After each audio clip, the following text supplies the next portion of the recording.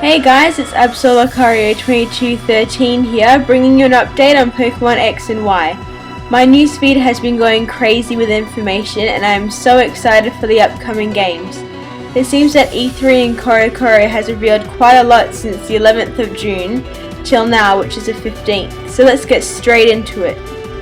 Okay, we'll be going through some screenshots of the second trailer of X and Y, the third trailer, the fourth trailer, the roundtable conference at E3, and also some CoroCoro scans. So we have actually quite a lot to get through. So let's go. So here it looks like the protagonist is leaving his house. If you look to your left, you can see another door, which is usually the garage. So that leads me to believe that we'll be seeing a lot of cars around, and perhaps a player will be able to drive and maybe even own a car or a motor vehicle. I'm not saying anything is true at this point, I'm just, giving my thoughts and opinions, so that could be a possibility, which would be pretty awesome. The house itself actually looks really nice, with some greenery there and some trees, and there's even a Rhyhorn if you look to your right. This may be a pet, it could be a really realistic statue, but I put my money on it that it could be the Rhyhorn that you could ride in the rocky terrain, or even to transport you around town, so that would be pretty cool. So also, based on the reddish coloured roof and the blue doors, I'm going to predict that this area here in the Kalos region is where we'll be starting our journey. Nothing is confirmed yet, but nowhere else seems to be a logical starting point, considering it's also located a little bit south of the Kalos region, then we'll be travelling up north maybe. Also, the English name of the starting town has been confirmed as being called Vanderville Town. Also, this windmill kind of resembles the one over here, so this image could be a close-up of it. The angle is really cool as you can see the sky. This is quite an interesting one. Showing a harbour denotes that there might possibly be another SS Sand style cruise, or it could also suggest that we could travel somewhere via boats, such as a new island, or maybe even another region if Kalos happens to be located near Hoenn or any other region. Based on this map, it's kind of hard to see where the boat's located, but I think it's safe to say that it'll be one of these towns.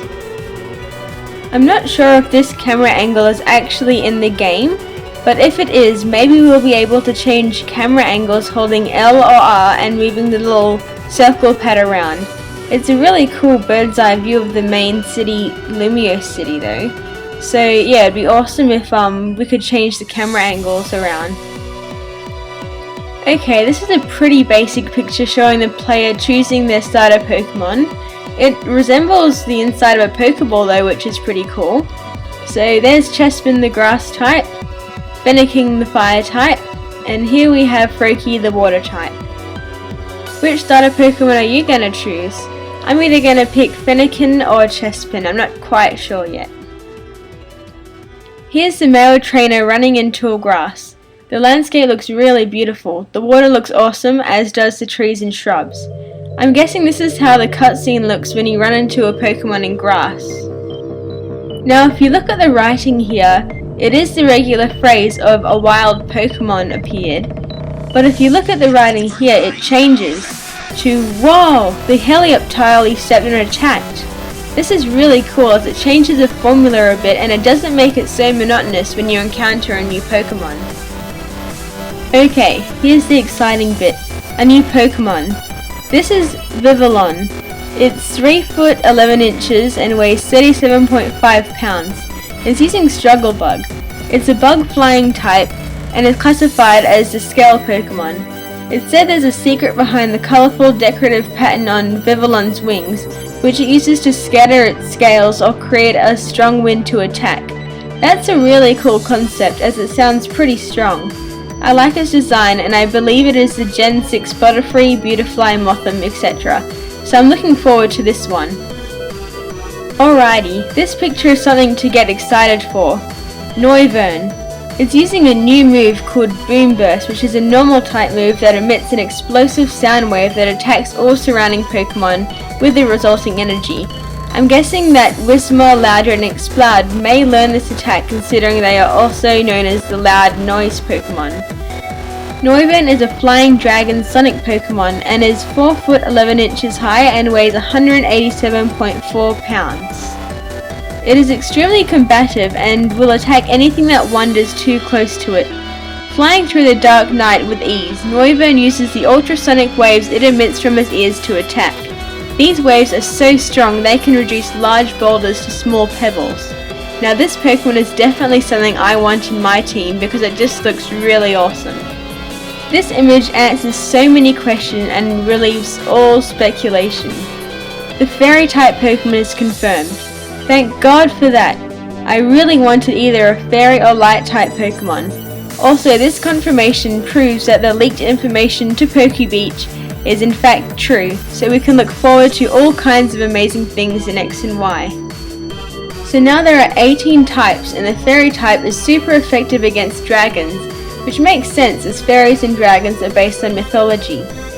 Finally, we also have another type that are strong against dragon as they were starting to get a little dominant and more challenging to battle with only ice and dragon moves being super effective against them. Ooh, silhouettes of Pokemon that are fairy types! So it was revealed that Jigglypuff, Gardevoir, Sylveon and Marill are fairy or part fairy types. I suppose they wanted to showcase the range of Pokemon that could potentially be fairy types, like Jigglypuff being normal, Gardevoir being psychic, and Marill being water. Also, I'm so happy that Game Freak finally revealed Sylveon's type as fairy. Finally, we can rest and enjoy the satisfaction of guessing right if that's what you guessed. Here's an image of a new fairy type move used by Sylveon called Moonblast. As you can see, it looks pretty moony and blasty. Also, here's another fairy move called Fairy Wind used by Gardevoir, which looks pretty windy. Here is something no one was expecting, or I certainly wasn't. Pokemon Ami, which is French for friend. All I can say is that it looks so damn awesome. You can pet Pokemon, feed them food that looks like macaroons, which is a French biscuit type sweet, and also mimic their movement to make them happier. It seems like such a cool feature and something that I'll definitely be spending hours on. Who wouldn't want to pet, feed and interact with your favorite Pokemon?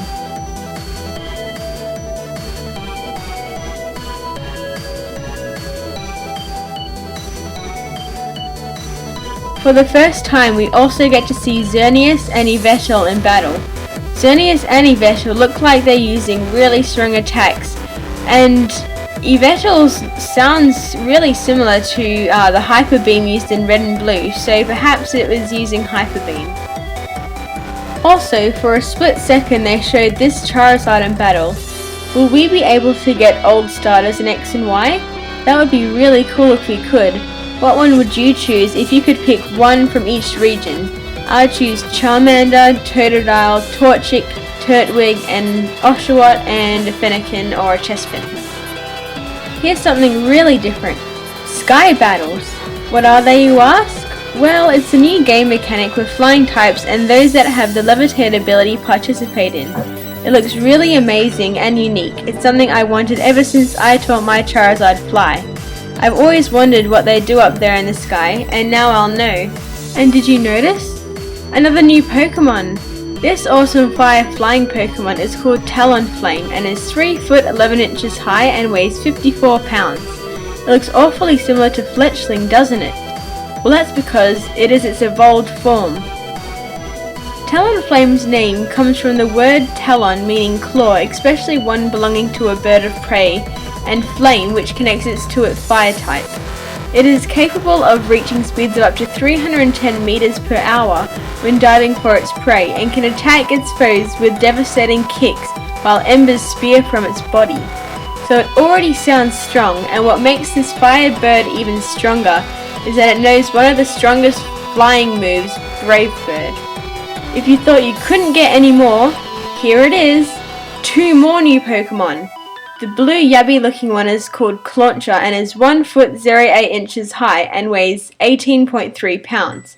It uses its oversized claw, a bit like Kingler, not only to seize prey but also to shoot condensed water at others as a projectile.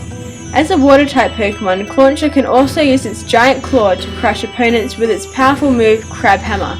This little guy reminds me of a blue Corphish, a bit like Avatar / Corphish, but I bet it's going to evolve into something really awesome. The other Pokemon fighting Clauncher is a pseudo-seaweed Pokemon, Skrelp. It's a poison water type and is also 1 foot 08 inches high and weighs 16.1 pounds.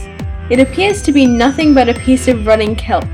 It uses its unique look to its advantage, as Skrelp pretends to be a piece of seaweed, and when prey wander past it, Skrelp bathes them in poison so they can't struggle when it attacks. It knows the move Sludge Bomb.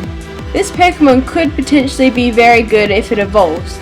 It's currently the 4th poison water type Pokemon, as Tentacool, Tentacruel, and Qwilfish are the only 3 that possesses these typings.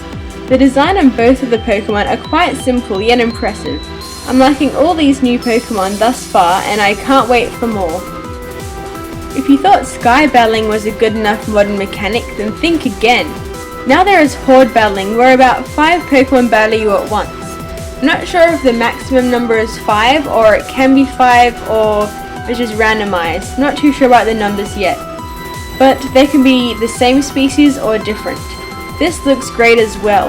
It adds a more challenging aspect to a wild battle and makes it seem more realistic, as you would generally see a group of wild Pokemon in real life or in the anime rather than just one.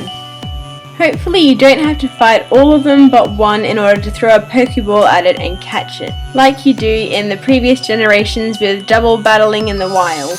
But other than that, it looks really cool. Alrighty, now let's get to the X and Y Roundtable Conference. They showed this picture of a pyramid to display how each Pokemon game connects to other players. Obviously, collecting, battling, and trading are the most important and most common within the games. However, as you can see in the middle, there are many other aspects of the games, like double battles, shiny Pokemon, and types. But like all pyramids, the top is often recognized as the sacred, least common, and most loved aspect. Like in the food pyramid, there is unhealthy types of food which everyone seems to enjoy. So in this case, the Pokemon Company have made the Player Search System, or PSS for short. Now this new feature looks like it replaces the Seagear. It seems pretty cool.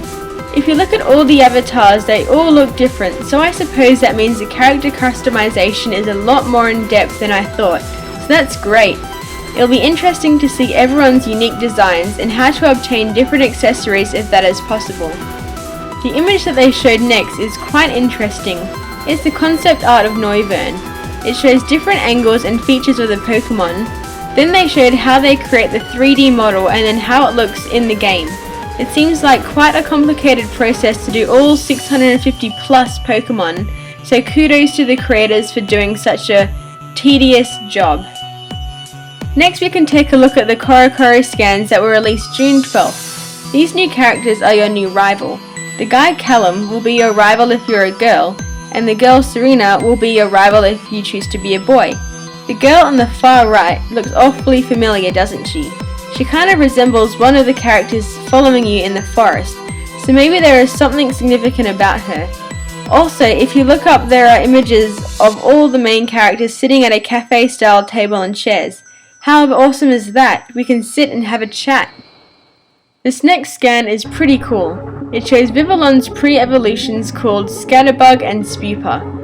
These little lava type Pokemon look quite cute and are clearly the Weedle, Caterpie, Wurmple Pokemon, but I'm impressed with how they look, as the design is significantly different from the rest of the Pokemon, considering they are all based on butterflies, wasps, moths, etc. So they did a pretty good job there. Okie dokie, this little Pokemon is another plain fairy type. It's called Plabebe and is the lone flower Pokemon. It is so tiny, as it is only 0.1 meters high and 0.1 kilograms. That is tiny. That's microscopic. But it sure is cute. I'm liking this design, as it does remind me of a fairy. Hopefully it evolves into something awesome. Maybe the flower could adapt to Plabebe, as it carries its entire life, and it could be actually attached to it, like how some plants grow into things. That would be pretty cool. So it could be like a monster flower fairy type of awesome creature. Now this last Pokemon is absolutely amazing.